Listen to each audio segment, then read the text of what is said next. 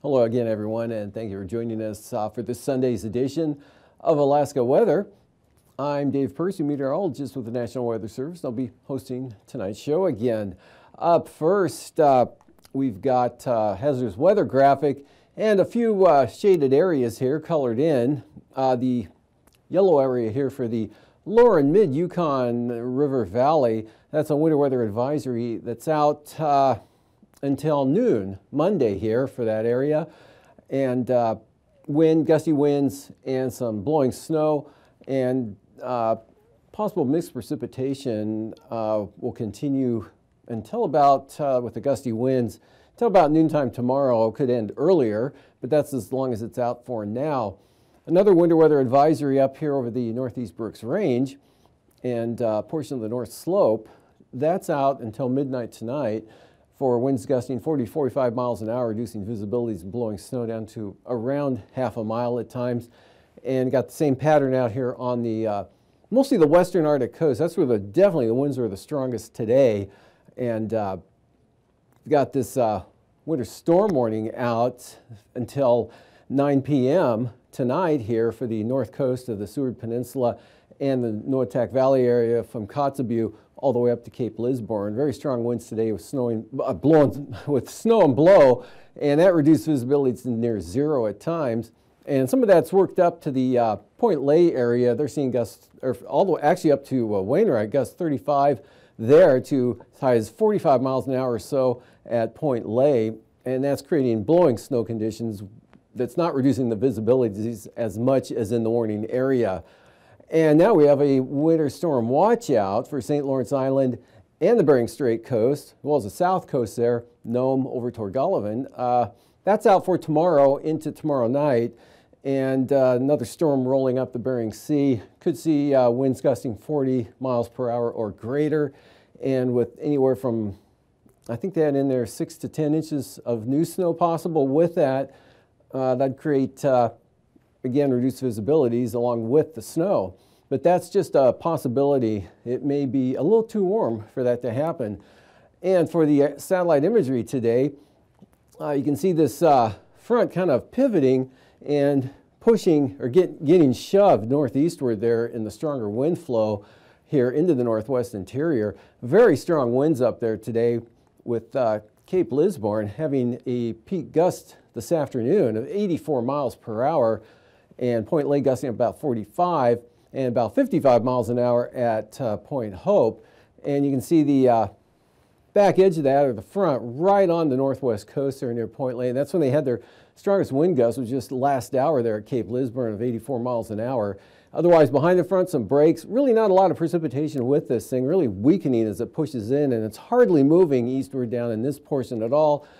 High pressure just too strong here to really give it much movement to the east, even in spite of the fact that this powerful storm is pulling into the west central Bering Sea and the front into the central Bering, trying to shove it eastward. But what will happen is doing a good job pushing that off to the northeast and weakening it. Otherwise, high pressure controlling the central interior, Gulf of Alaska, on down to the southeast coast again, with diminishing winds, continue to be lighter today than they were yesterday. And of course, yesterday lighter than they were on Friday. And beautiful day down there today. Good VFR, lots of sunshine right up into the southeast interior and south central Alaska after the fog burned off in areas of northern Cook Inlet this morning. And then variable clouds, we've got a few wisps of cirrus coming into the eastern interior in higher or stronger upper level wind flow coming over the top of the ridge. Basically, well, it was dry all the way up to the eastern Arctic coast today. Areas of snow, about a couple inches falling in Kotzebue today, for example, and then there are probably heavier amounts on the southern and southwest slopes of the western Brooks Range there. and then really weakening through here, just call it showers, and just a few hundredths of an inch in areas there of precipitation, and roughly about a quarter of an inch or so falling along the Alaska Peninsula in areas here, getting more direct southerly flow off the Pacific. You can also see some clouds here starting to build around Kodiak Island, extending to the southeast. That'll continue to slowly enhance overnight tonight. You may see a few scattered showers developing. Otherwise, still today, here's the position of that low out in the, or the big storm out here in the Bering Sea. That's brought about 70-mile-an-hour wind gusts to AKwx today and coming up to 55 at Atka. And for tonight, that moves almost due north, and the cold front here swings in from the southwest like that. So we've got gale and storm force winds associated with it. Winds will be on the increase along with the chance of precipitation for the Fox Islands. It probably won't quite make the permafrost tonight, and that'll be in the form of rain or snow. And this front really having trouble pushing eastward. This portion up here just about completely washed out from the upper Yukon Valley, the eastern Arctic coast, and just a few flurries or snow showers behind, so really breaking up here. This portion holding together a little bit better, but it is parallel to the wind flow southeast to northwest, so it's really not moving anywhere. But then a few showers may develop for Kodiak Island. No change over the eastern interior, Copper River Basin here, Gulf of Alaska, no change over the Panhandle. It'll stay a little breezy over toward the channeled areas over toward the eastern interior and Lynn Canal, but not as strong, or not too strong. And for tomorrow, this front advances the southwest coast, begins to weaken, just like the one today is. And winds will still come up, and precipitation chances will still increase here along the southwest coast. Could be a mix here right up into the Norton Sound area, and then rain here across the Alaska Peninsula, whatever gets into Bristol Bay, and then kind of scoots up Shelikof Strait there. Maybe some sprinkles reaching Kamishak Bay, and some light snow on the northwest interior here. Being a much better day tomorrow up there, a lot lighter winds, and visibility should be much improved from what you had today there. This low center tracking due north again, heading into the Russian Far East, a little farther to the west than the previous system. That's going to swing a couple of good troughs in across the western Aleutians and Adak and Atka. There'll be an increase in the winds there, especially for Shimi and Attu, to a lesser extent for Adak and Atka. High pressure holding, not going anywhere. Gulf of Alaska up over the upper Yukon, into the Yukon, southeast coast, sunshine and dry. That continues into Tuesday as well down through this area. In fact, winds even lighter, no isobars at all down there. So skies stay clear, but lose the winds and sunshine from Prince William Sound northward to the eastern Arctic coast again with light winds. And here's this front doing much the same number that the one today is doing, really washing out as it hits the coast here, like hits some kind of wall. It's the upper level ridge off to the east. Maybe some clouds getting in the central interior. And again, we've just got a band of light precipitation in the form of mixed rain or snow through here, and then mostly rain again, Bristol Bay, the Alaska Peninsula. Isolated showers possible, chance of showers, Kodiak Island up into Kamishak Bay. Increasing clouds though for southern Cook Inlet. North of the Foreland should stay mostly clear, as well as Prince William Sound. And then just some scattered showers out over the Aleutians with this storm center actually pulling back to the northwest there. And so the gradient really slackens off over the southern Bering and the Aleutian, along with any precipitation. And low temperatures for tonight, upper 20s for the far western Aleutians, mid-30s Adak and Atka, lower 30s Permafrost, and lower 20s St. Lawrence Island. We've got 20s here in the southwest interior areas, except milder there over the Bristol Bay. Well, not that much milder, in mid-20s there. Mid to upper 30s here for the Alaska Peninsula, and single numbers to 5 below to 5 above south central Alaska into the Copper River Basin, Susitna Valley, and maybe 5 to 20 below for the eastern interior. And Arctic coast, coldest on the east, mildest in the west. Highs for tomorrow, right around 10 degrees for Fort Yukon. Otherwise up near 20 central eastern Arctic coast, and near 30 on the west side. Lower 40s for King Salmon and Bristol Bay. Also Panhandle, some areas pushing up in the lower 40s, otherwise 30s. And 25 to 30 here for south central Alaska, near 20 in the Copper River Basin. And lows the following morning, again 5 to 15 below up in the northeast, on down to North Wyandotte. Below zero Copper River Basin, single numbers to Sitna Manuska Valley, to teens, the lower 20s out down toward the coast. upper 30s or mid to upper 30s for the Alaska Peninsula. Afternoon highs again, lower 40s in the Bristol Bay area to near 10 in the northeast. And now, aviation weather around Alaska. Moving on into the first flying weather graphic. See a band of IFR here from the Bering Strait, more or less, right on down the southwest coast of Nunivak Island. Breaks up here in the southeast Bering, especially in toward Bristol Bay, due to the downsloping winds coming off the Alaska and Aleutian Range. And so you got IFR, south side of the Alaska Peninsula, VFR, Prince William Sound in the Gulf, right up into the eastern interior to the Arctic coast and North Slope. And some more IFR there over the southwest Bering, otherwise marginal for the Aleutians, and VFR for the southeast coast. For the afternoon, this area here kind of dissipates in place and really breaks up over Bristol Bay in the southeast Bering. Still some patchy IFR there in a narrow band along the south side of the Alaska Peninsula. Marginal VFR up Kodiak Island, and you can see trying to sneaking up into southern Cook Inlet and Kamishak Bay. Otherwise, some IFR there along the DeLong Mountains, Kivalina, Point Hope, Cape Lisburne. Stays VFR for the North Slope, and some VFR here for the Fox Islands moving into the Pribilofs. For Tuesday morning, improving out here over the Bering Sea and the Aleutians. Still an area of marginal VFR west of Amchitka Island, so not too bad. Then we've got this persistent band here along the southwest coast. Big high pressure keeping that back to the west there and keeping it funneling it up to the north. And so IFR southern slopes of the western Brooks Range, the Long Mountains, looking good for the Arctic coast and North Slope, and looks like some lower stuff sneaking in to Cook Inlet, actually some IFR even, to go along with the marginal VFR. Otherwise, stays nice. Copper River Basin, all the way up into the Tanana Valley and the Panhandle and the North Slope. And that holds right through Tuesday afternoon as well. Good VFR here in the east, now into the central interior, as this zone here kind of pushes inland and weakens and dissipates a little bit there. But marginal VFR Kodiak Island on up into southern Cook Inlet, and then a pretty good break here back to the west with the back edge of the marginal VFR up to Nunivak Island, and looking good for the Pribilofs, Alaska Peninsula, Fox Islands. Just some marginal VFR here, roughly from around possibly Nikolsky on out to Kiska Island.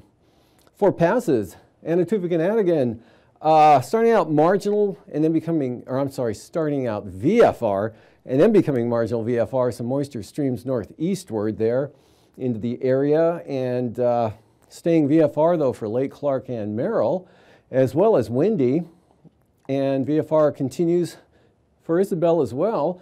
In fact, those passes, ceilings visibilities will be unlimited. Portage, good VFR, and Chilkoot and White, VFR tomorrow and Tuesday. For the freezing levels, today, this spike in the northward shift of the freezing levels associated with the warm air coming out of the southerly winds is back more to the west, but shifts eastward by tomorrow morning here, 6,000 feet, Kodiak Island, right up into the western Alaska Range, and 2,000 feet right up to the Denali Park area with surface right along the eastern North Gulf Coast on down the outer coastline of the Panhandle and the Bering Sea. You can see it's still north of the Pribilofs by a fair ways here, but now just a little south of St. Matthew Island. Icing kind of surges moving north and northeastward here, and this with the front here breaks up as it hits the coast, runs into that big ridge of high pressure, and this is just what it's doing, dissipating throughout the day. We've got just isolated moderate rime icing long and south of the Alaska Peninsula, then from the Yukon-Kuskokwim Delta in areas all the way up to the northwest in the Chukchi Sea, and then kind of a widespread area of light or isolated moderate mixed icing out here over the Aleutians and the southern Bering Sea. Taking a look at the jet stream, big upper level high right over the Prince William Sound area, North Gulf Coast. That's directing those winds out here 70 to 100 knots up to the north and even northwest. Main jet coming down and around like this, kind of breaks and splits here. Northeasterlies 90 knots across southern Panhandle. 9,000 feet, big high pressure here, northeast Gulf into the interior, and 20 to 35 knot winds coming around that into the southeast coast. And pretty light winds here over the Kenai Peninsula into the interior, increase dramatically as you head west. Out here you can see Gosh, 40 to 65 knot winds coming around this storm here, right up into the eastern Bering Sea. 40 to 50 along the, or 40 to 55 here along the southwest coast. And taking a look at 3,000 feet, same pattern, strong winds along the west coast into the Aleutians, lighter winds under the high pressure area, turbulence pretty bumpy along the coast.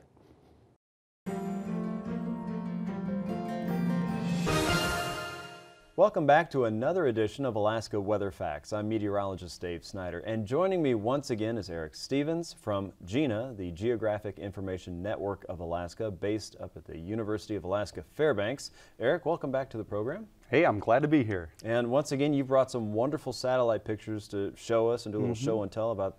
It's just amazing. I can get lost in satellite pictures all day. What did you bring today? Right. Well, weather satellites, what are they good for? Yeah. Of course, there's the pretty pictures that they bring us. You know, we've got a picture here from April of 2012. Okay. The Sumi NPP satellite, it's what they call a polar orbiter, which means it covers Alaska because we're near the pole. Beautiful image. You can see a storm off of southeast Alaska, the sea ice along the Bering Sea up into the Arctic. A really nice picture, and this is important because it allows a forecaster to see where the storms are, where the ice is, where the clear areas are. You need to know where the weather is now if you're going to forecast it into the future. Exactly. So satellites give us these good pictures. This is called surveillance of the weather. And you know, that same satellite also has another picture from a little more recently, August of 2014, Tropical Storm Iselle bearing down on the Hawaiian Islands. Hawaii doesn't get hit by a whole lot of tropical storms or hurricanes. Sometimes it does. And here's a picture from the same satellite, the Sumi NPP Polar Orbiter. It shows Tropical Storm Iselle approaching the Hawaiian Islands from the southeast. You can see the storm swirling away there, and then there's the Hawaiian Islands. This is a tropical storm, not quite as strong as a hurricane because we don't see the eye wall in there. This is still a serious weather system. And all of this information comes just from that satellite picture. It's so much information, and it's wonderful to look at. You see the beauty and the awe of nature right there depicted in that weather satellite. We call it a polar orbiter because the satellite flies high over the globe. Maybe we could look here at we happen to bring the planet Earth with us. This is our satellite. A polar orbit flies really close to the Earth, maybe 800 kilometers over the Earth, and goes up over the pole and then back down, and then the Earth spins under the satellite as it goes by. That's in contrast to the geostationary birds, which are much further out. And they don't view Alaska quite as well. So we love those polar orbiter satellites here in Alaska. So when we're a lot closer, we get much better details and imagery and an idea of a better maybe position of what's going on when it's passing right over Alaska or right over Hawaii. Yes, exactly right. The polar orbiter gives such a good view of places like Alaska. And because it's close to the planet, there's another aspect of satellites in the polar orbit that is helpful for weather forecasting. It's an aspect that's maybe not as immediately obvious as the pretty pictures that we see. And that is the capacity for the satellite to produce what's called a sounding. That is finding the vertical profile of temperature and moisture in the atmosphere. We've all heard of weather balloons. Weather balloons are launched here in Alaska twice a day at a number of airports, everywhere from Barrow to St. Paul Island to Kodiak, Anchorage and Fairbanks, Yakutat, a number of places. Launch these balloons, and we've got a picture of a balloon being launched at an airport, and the balloon goes up. It's pulling a little package, an instrument package with it that reports temperature, pressure, humidity data back, and we use that information to help feed what are called numerical weather prediction models. The models. The models, right. It's a mouthful, so we just call it the models. And these computer simulations, these models, are computer programs that simulate the motion of the atmosphere. Well, how does a model know what the future will be like? You have to tell the model what things are like now. And you give it all kinds of information, including information from these satellite sounders. Very important. Just how important are they? We have a recent, comparatively recent study that really brings home, and this is Superstorm Sandy. We have a track image here of the track of Hurricane Sandy. It was down in the Caribbean around Cuba, and then it moved north over the ocean, offshore of the eastern seaboard, and then at the last minute, Sandy made what's called the left hook. It turned hard to the left and slammed into New Jersey. It was a major problem for the mid-Atlantic states, a calamity. It fused with another weather system and became known, this is not an official title, but Superstorm Sandy. It was quite the weather event. Well, the modelers, after the event, there's a group of modelers in Europe. They have a very good model, a frustratingly good model if you're the Americans trying to pursue their excellence. They reran their model afterwards in what's called a data denial study, where they kept everything the same. So this is 6 months after Sandy, but they went back, they reran the same model, they fed the model the same initial conditions, that is telling the model, okay, here's where we think Sandy is, down near Cuba in the Caribbean. Everything was the same as it was in the real forecast, except they didn't let the model know. No satellite data. No satellite data. So we're going to put that over here, no satellite data for you. The resulting forecast 5 days out, back when the real Sandy was happening and the model had the satellite data, the forecast was pretty good. We've got a graphic here on the left side. We show the forecast of where Sandy would be, and that's the red bullseye on the left. It's just south of where it actually wound up hitting. Not a bad forecast from this computer simulation, 120 hours out. On the right, you see the same model, but it didn't have the satellite data to help it understand things. And the storm is way offshore. It misses. The forecast is more accurate when the model has the satellite data. So that's the idea today we want to convey, is weather satellites. They're important because they show us the pictures of where storms are. We see good examples of this. Yeah, the surveillance right now, it's great to look at those pictures. And in addition, behind the scenes, maybe not immediately obvious, but the models have to have that satellite data for them to be good forecasts. And then a meteorologist uses that information to help everyone with the forecast of where the storms will be in the future. That is fascinating information that we can look at, see where things have been, because you can't know where you're going if you don't know where you've been. That's that old adage there. But seeing that satellites are actually helping us move forward in the weather information system is pretty amazing stuff. You bet. And if you want to check out Eric's satellite images that he's been talking about, whether that's something from today or last week or even much further back in Alaska history, you can easily do that yourself. Go to www.gina.alaska.edu and you can find those images there. Eric, thanks so much for joining us once again. And again, we will join you hopefully again soon for another edition of Alaska Weather Facts, where you'll tell us more really cool information about the satellites over our heads in Alaska. Thanks for joining us tonight, and we'll see you next time.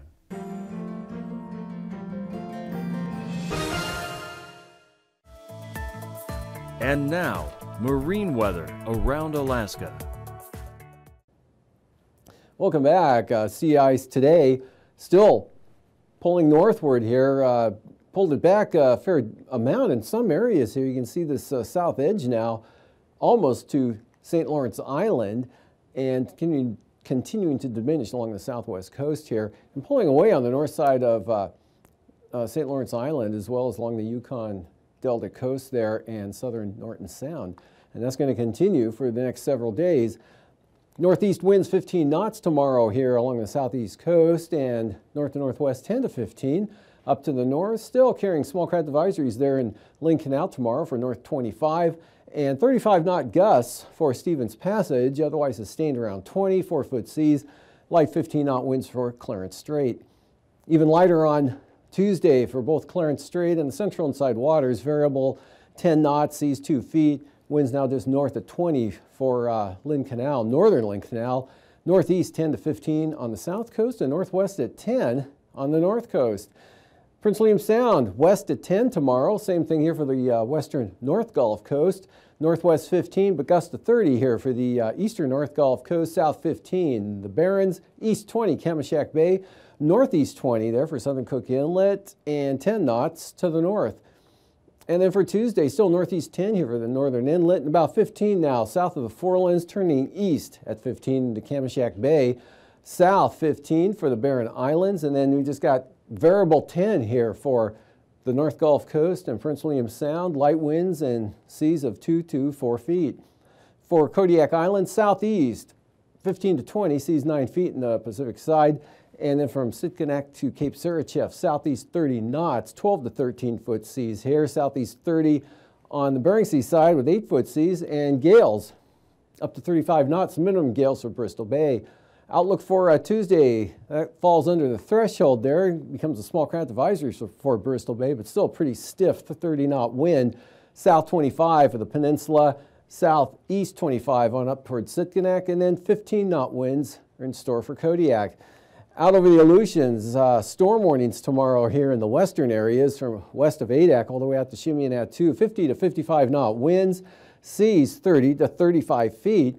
Southwest 45 for the area south of AKwx, seas over 40 feet, going 41 feet in the forecast there, and about 20 to 25 on the north side. Otherwise, south to southwest gales for the Fox Islands, 35 to 40 knots. Those come down in small crafts on Tuesday. Out of the south, 25 knots, seas under 20 feet now, and south 20 to 25 for the central Aleutians, but still a little bit breezier, but under gale force, no gales for the western Aleutians. Southwest coast, we have gales south of what's south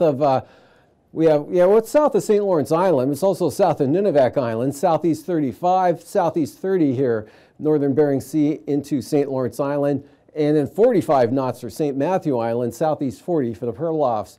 And the outlook for Tuesday, south 35, St. Matthew Island, a little under that at the Pribilofs, but seas up to 17 feet. Small craft advisories along the southwest coast. 30-knot winds right up across St. Lawrence Island, about 25 in Norton Sound.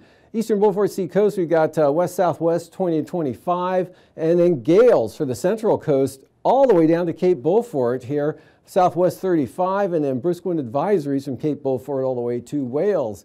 And let's take a look at Tuesday, and we'll see southeast 30 knots from Wales all the way up to Cape Beaufort, and now just east 20 knots on the central and eastern coastline, and much lighter on the east side here, just barely a breeze at 10 knots. And looking at the weather again tonight, high pressure holding here in the Gulf of Alaska, another fairly strong center up over the east central interior there, and this front going through it is just falling to pieces. You may get some flurries on the eastern Arctic coast, possibly in the Berks Range, but amounts will be quite light, even back through here. Don't look for a whole lot of precipitation. Winds diminishing here along the west coast, especially up here as ridging pushes into the northwest coast. Those winds will be coming down dramatically here over the next few hours. And also a gradual decrease in the winds for the Panhandle. Big storm in the Bering Sea. Gale and storm force winds with a good shot of moisture there all along the Aleutians, pushing into the Fox Islands, eventually the Pribilofs. And then for tomorrow, that front weakens, approaches the coast there, and that keeps a chance of rain south, snow north, and windy and unsettled to mostly sunny over the eastern interior, and that holds again through Tuesday. These forecasts are for planning purposes only. Call 1-800-WX-BRIEF for a formal pre-flight briefing.